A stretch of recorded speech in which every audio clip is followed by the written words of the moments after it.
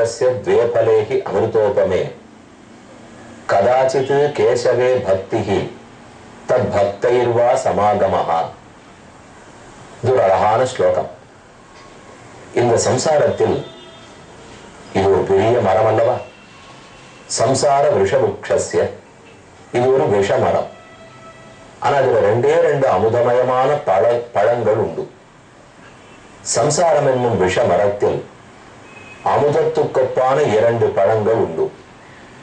கதாச்சித்து கேசவே பக்தி, அதுல ஒரு பழம் பகவான் திருமாலுடைய திருவடிகளில் பக்தி.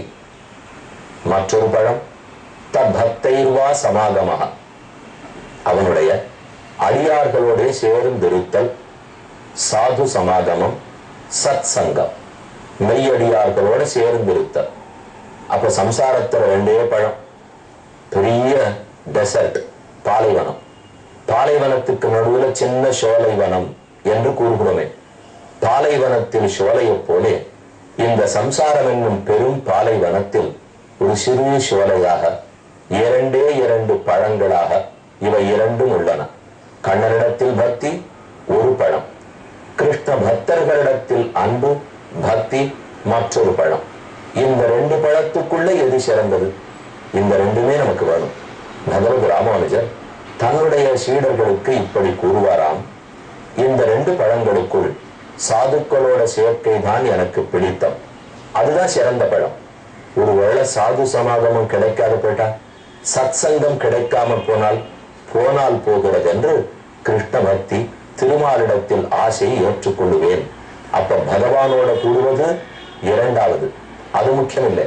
அவனுடைய அடியார்களோட கூடுவது அதுதான் முதல், அதுதான் மோஸ்ட் இம்பார்ட்டன்ட். ஒருவேளை அது கிடைக்கலையா பெருமானோட கூடலாம். இப்படி கூட ராமானுஜர் சொல்லலாமா? பகவான் தானே முதல், அடியார்கள் அடுத்து தானே வரணும் தான். கண்ணனே அப்படி சொல்லலையே. இப்ப நாம பார்த்து வந்தது பக்தியை வளர்த்துக்கணும், பக்தி எப்படி பண்ணணும். அந்த 11வது ஸ்கந்தம் 11வது அத்தியாயத்தினுடைய கடைசியில் கண்ணன் சொல்லி முடிக்கிறார், பிராயேண பக்தி யோகேன சத் சங்கேன வினா உத்தவ நோபாயோ வித்யதே சத்யன் பிராயணம் ஹி சதாமகம் அதைதது பரமம் குஹ்யம் ஸ்ருண்வதோ யதுநந்தன சுகோப்யமபி வக்ஷ்யாமி त्वमे भूत्या சுகிருத்து சகா. ஏ உத்தவ, என்னுடைய அடியார்களுக்குள்ளே நீ எனக்கு ரொம்ப விருப்பமானவன், நீ ரொம்ப நெருங்கினவன். அப்படிப்பட்ட உனக்கு ரகசியங்களை சொல்லாதிருப்பேனா? ரொம்ப சீக்கிரட்டிவா வச்சிருந்தேன், ரொம்ப ரகசியமா வச்சிருந்ததெல்லாம் இப்போ உனக்கு சொல்றேன் என்னான்னு உத்தவர் கேட்கிறார். பக்தி வரணும்னு உங்ககிட்ட சொன்னனே, ஆனால் சத் சங்கம் இல்லாமல் பக்தி ஒரு நாளும் ஏற்படாது. மெய்யடியார்களோட சேர வேண்டும், இறை அன்பர்களோட கூடி இருக்க வேண்டும். இருந்தால்தான் பக்தி இருக்கும். இவர்களோட நாம சேராது போயிட்டோம், பக்தி வருவதற்கே வாய்ப்பில்லை. அப்ப கண்ணன் பெருமானே சத் சங்கத்தினாலதான் பக்தி ஏற்படும். எத்தனை ஊர், எத்தனை சபா, எத்தனை ட்ரஸ்ட், எத்தனை பவுண்டேஷன், எத்தனை அறக்கட்டளை, இத்தனை எதுக்காக? சங்கம் சங்கம் அவாவா வச்சிருக்கிறது சத் சங்கத்துக்காக. சத் சங்கம் இருந்தால்தான் பகவானை பத்தி நமக்கு நினைவே வரும். சத் சங்கத்தை இல்லாமல் தனிமைப்படுத்தப்பட்டுட்டோம், என்ன பண்ணாலும் அவன் நினைவு வராது. அப்படி என்ன சாது மகிமை, சத் சங்கத்தினுடைய மகிமை. மெய்யடியார்களோட கூடல்தான் சிறந்தது. ராமானுஜர் அப்படித்தான் சொல்றார். பார்த்த சாரதி எம்பெருமான் கண்ணன் கீதாச்சாரியன் கூடுகிறார். இதோ கண்ணன் உத்தவரிடத்துல சொல்லிட்டு இருக்கார். இனிமே நம்ம அடுத்த அத்தியாயம் 11வது ஸ்கந்தம் 12வது அத்தியாயத்தில் முழுமையும் சாது சமாகமத்தின் மகிமையை கண்ணன் கூறுகிறார். சத் சங்கத்துல இரு உத்தவா, அப்பதான் நீ சிறக்க முடியும். இங்க இருந்து புறப்பட்டு போ, பதரிகாசிரமத்தில் இரு. பல சாதுக்கள் அங்கு வாழ்கிறார்கள். சாது கோட்டியுள் கொல்லப்படுவார் அழ்வாருடைய பாசுரம். மெய்யடியார்கள் தம் ஈட்டங்கண்டிட கூடுமேல் அதுகானும் கண்பயனாவதே ஆழ்வார் சாதிக்கிறார். அடியார்கள் குழாங்களையே உடன் கூடுவது என்றுகளோ. இங்க மட்டுமல்ல, இங்கிருந்து நாம வைகுந்தத்துக்கு போறோம். அங்க போன உடனே அந்த பெருமானோட தனித்த அனுபவிக்க போறோம் அல்ல. அந்தமில் பேரின்பத்து அடியரோடு இருந்தமை கொந்தலர் பொழில் குருகூர் சடபோகன். நம்மாழ்வார் ரொம்ப ஆச்சரியமா 10ஆம் பத்து கடைசியில பாடுறார். வந்தவர் எதிர்கொள்ள மாமணி மண்டபத்து அந்தமில் பேரின்பத்து அடியரோடு இருந்தமை. வைகுந்தத்துல போன உடனே முக்த ஜீவாத்மாக்களும் நித்திய ஜீவாத்மாக்களும் வந்து பூர்ண கும்பம் குறைத்து நம்மளை அழைப்பார்களாம். கைத்தாங்கலாம் நம்மள ஆசையோட அன்போடு அழைத்து போகிறார்கள். பெருமான விழுந்து வணங்குகிறோம். இனி இந்த அன்பர்களோட கூடியிரு, அவர்களோட சேர்ந்து என் குணங்களை அனுபவிப்பாய் என்று ஆணையிடுகிறார். அன்போட கட்டளையிடுறார். அவர்களோட நாமும் கூடிடுறோம்.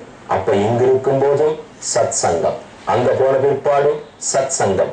என்ன வேறுபாடு? இங்க சத் சங்கம் 2 மணி நேரத்துல முடிஞ்சு போடும்.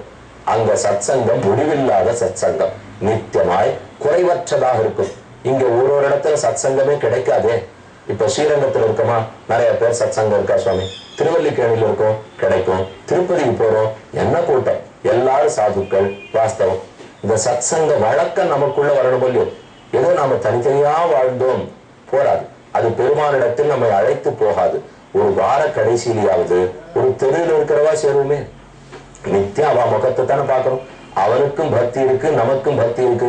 இப்ப எத்தனை பிளாட் சிஸ்டம் இருப்பாருங்க, எவ்வளவு அது ஒரு வரப்பிரசாதம் தெரியுமா? அதுவே ஒரு பூன். அந்த நாள்ல எல்லாம் தனித்தனி வீட்டுல இருந்தோம், கொஞ்சம் தள்ளியானும் போய் கூப்பிடணும். இப்ப எல்லாமே பிளாட். ஒரு நகர்ல எங்கேயாரும் ஒரு என்கிளேவுக்குள்ள ஒரு அபார்ட்மெண்ட்ஸுக்குள்ள 100 பிளாட் இருக்குங்கிறா, 200 பிளாட் இருக்குங்கிறா. ரொம்ப நல்லது. 200 பேர் சத் சங்கத்துக்கு ஆள் கிடைச்சிட்டாலும் இல்லையா, முதல்ல இந்த பிளாட் சொசைட்டிக்காரால்கிட்ட பேசுங்க. பேசி அவர்கள் தான் இதை ஏற்பாடு பண்ணணும். ஒரு எங்க பாத்தீங்கன்னாலும் விஷ்ணு சாஸ்திரநாம பஜன மண்டலி, விஷ்ணு சாஸ்திரநாம சபா நிச்சயமா இருக்கும். ஹனுமான் சாலிசா சொல்ற இடம் நிச்சயமா இருக்கும்.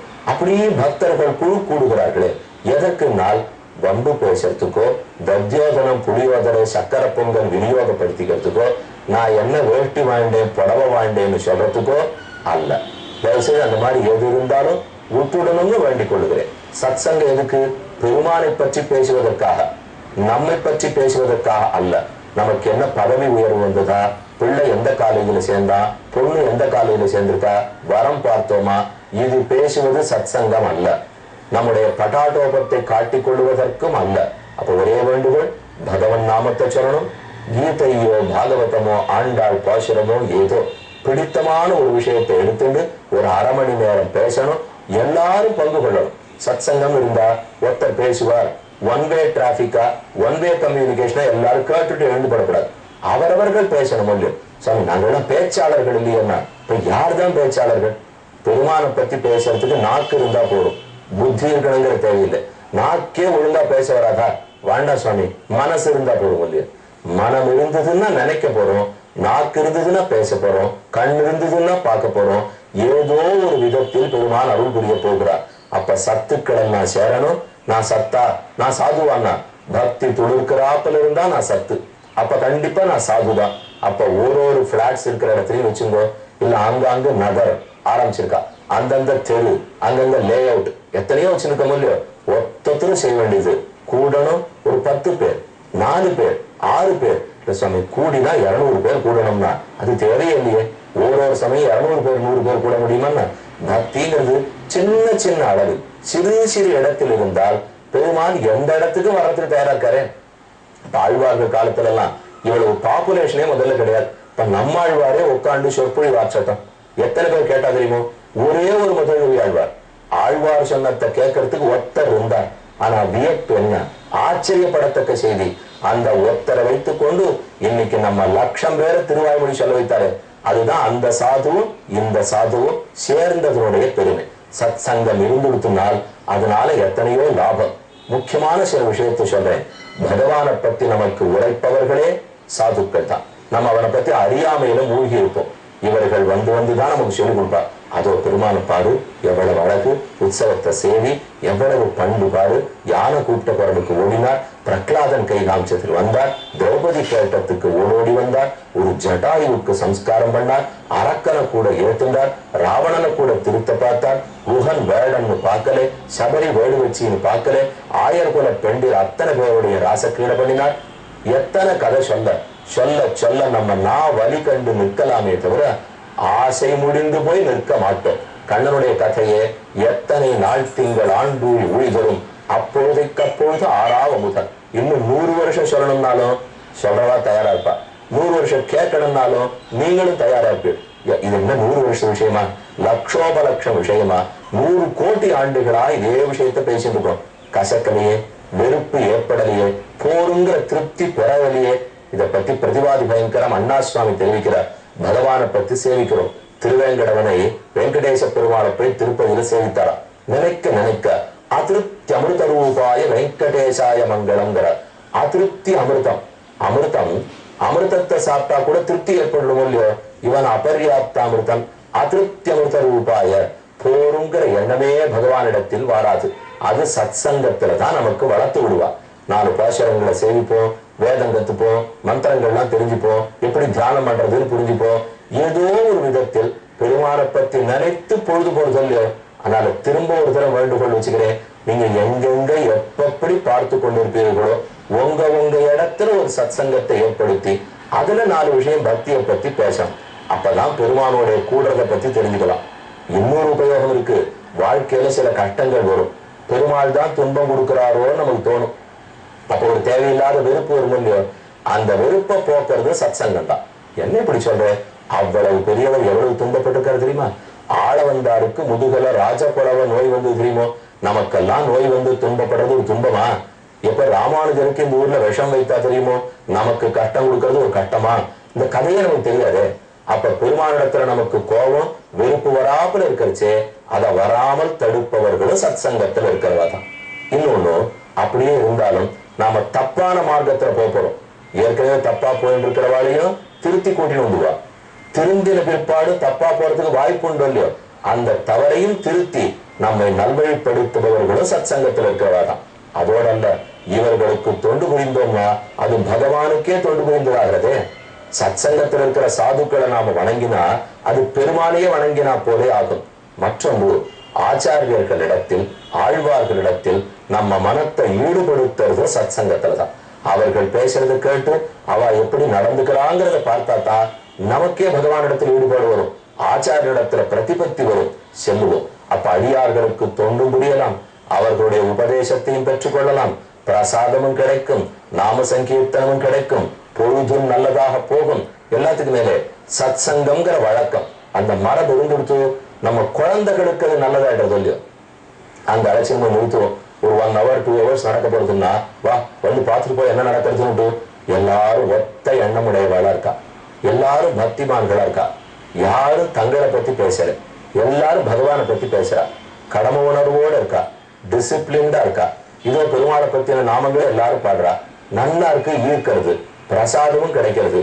எந்த குழந்தைக்கு அது பிடிக்காது போகணும் சொல்லுங்க? அப்ப சத் சங்கம் இருந்ததுன்னா நம்ம சிறுவர்களையும் சிறுமிகளையும் அழைச்சும் போகணும். இதுதான் நம்ம மரபு, மறந்து போயிடாதீங்கோ. இப்படித்தான் பெருமானை நாம ஆசிரியக்கணும். ஒரு 4 ஸ்லோகம் சொல்லு, 4 பாட்டு சொல்லு, அவர்களுக்கும் பார்ட்டிசிபேஷன் கிடைச்சுடுறது இல்லையோ. அப்ப ஒரு பக்கத்துல பார்ட்டிசிபேஷன், ஒரு பக்கத்துல பிரசாதம், ஒரு பக்கத்துல தப்பு வழிக்கு போகாம மனசு நேர் வழிக்கு வந்துடுறது. இத்தனை நன்மை சத் சங்கத்தில் தான் உண்டு. அப்ப கண்ணன் உத்தவருக்கு சொல்றார், அது இருந்துதான் உத்தவா பக்தி வளரும். ந ரோதயதி மாம் யோகா ந சாங்கியம் தர்ம ஏவச்ச ந ஸ்வாத்தியாய தபஹ தியாக ந இஷ்டாபூர்த்தம் ந தட்சிணா. எனக்கு இது எதுவுமே திருப்தி கொடுக்காது உத்தவா.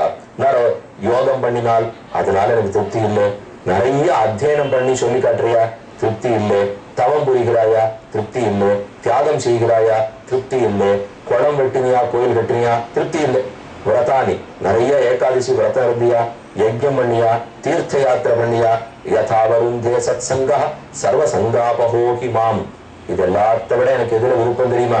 நீ சத் சங்கத்தில் இருந்தால், சாதுக்களுக்கு தொண்டு புரிந்து அவர்கள் சொல்லுவதை நன்கு கேட்டு நடந்தியானா, எப்போது சத் சங்கத்தில் இருந்தியானா, அதுதான் எனக்கு மிக்க இன்பத்தை கொடுக்கிறது. இதை விட்டுட்டு புண்ணியக்ஷேத்திரத்துக்கு போ, தீர்த்த யாத்திரைக்கு போ, ஒன்னும் சொல்லல. இன்னொன்னு பாரு, தீர்த்த யாத்திரைக்கு எதுக்கு போறோம், புண்ணிய கஷேத்திர யாத்திரைக்கு எதுக்கு போறோம்? அங்க போய் அந்த சத் சங்கம் கிடைக்குங்கிறதுக்கு தானே. நம்ம வீட்டுல இருந்தா தனிமையில வாடுறோம், அதே ஒரு கூட்டத்தோட போனோம்னா நம்ம வீட்டையும் மறந்து நம்மையும் மறந்து என்ன வியாதி இருந்தாலும் மறந்து ஒரு 10 நாள் 15 நாள் போயிட்டு வர முடியும். அதுதானே நம்ம மனசுலயே நிற்கிறது. அப்ப எல்லாத்த விட பெருமானுக்கு இன்பம் கொடுக்க கூடியது சத் சங்கம். அதை பத்தின மகிமையைத்தான் 12வது அத்தியாயத்துல சொல்லப்படுறார். யாராரு சத் சங்கத்தினால பெருமை பெற்றார்கள் பார்ப்போம், நாமும் அதன் பயன் அடைவோம்.